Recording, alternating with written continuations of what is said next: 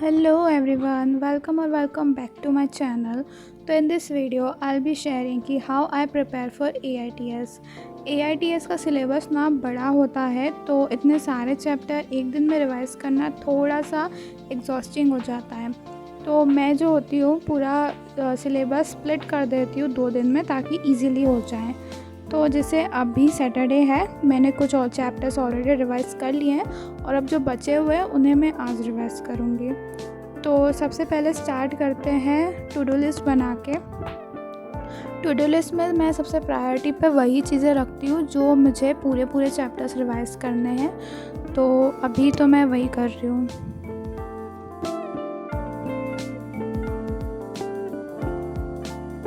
अभी तो मैंने टू डू लिस्ट में 2 ही चीज़ें रखी है, एक सोल्यूशन चैप्टर और एक बायोलॉजी वाला चैप्टर। बायोलॉजी में I will be doing molecular basis. तो अभी सबसे पहले स्टार्ट करते हैं फिज़िकल केमिस्ट्री से।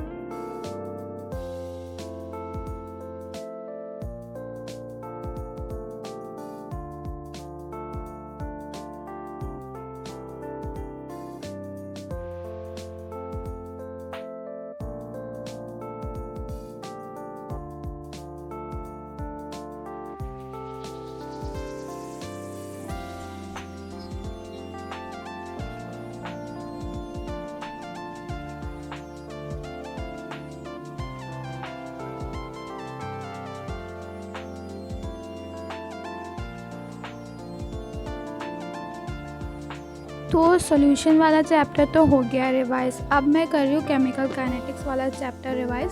केमिकल काइनेटिक्स ना मैं वन शॉट से कवर कर रही हूँ, मतलब पूरा वन शॉट डिटेल नहीं है, ये रिवीजन क्विक रिवीजन वाली सीरीज़ जो है मैं उससे कर रही हूँ। इससे बहुत इजी पड़ जाता है मुझे, बहुत कम समय में मेरा पूरा चैप्टर रिवाइज हो जाता है, तो मैं इसी से कंप्लीट कर रही हूँ।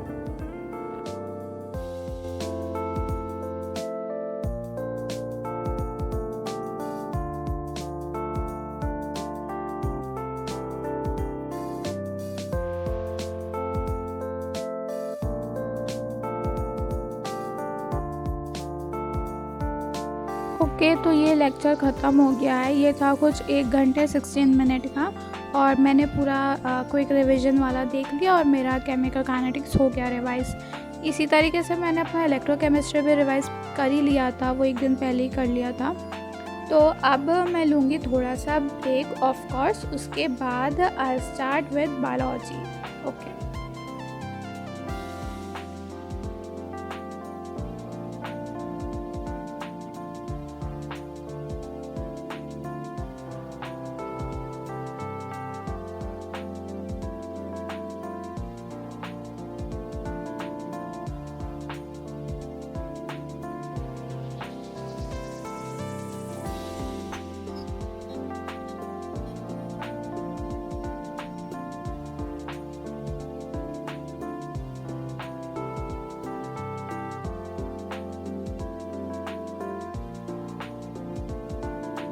बायोलॉजी वाले चैप्टर की मैंने रीडिंग कर ली है।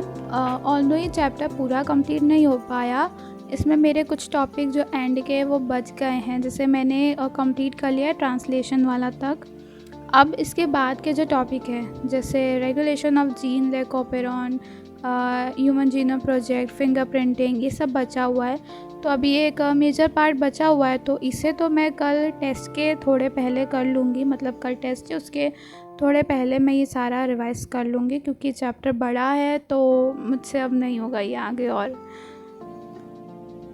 Okay, now I will be doing isomerism. Although इसके पहले जो AITS हुआ था उसमें आया था, बट इस AITS में भी पुराना कुछ 30% तो आता ही है। तो मैं अभी आइसोमेरिज्म रिवाइज़ कर रही हूँ, क्योंकि आइसोमेरिज्म एक ऐसा मतलब चैप्टर है जिससे मेरे बहुत ज़्यादा मार्क्स कट हो जाते हैं। तो मैं इसलिए फिर से इसको एक बार फिर से गो थ्रू कर रही हूँ ताकि थोड़ा और मेरा क्लियर हो जाए।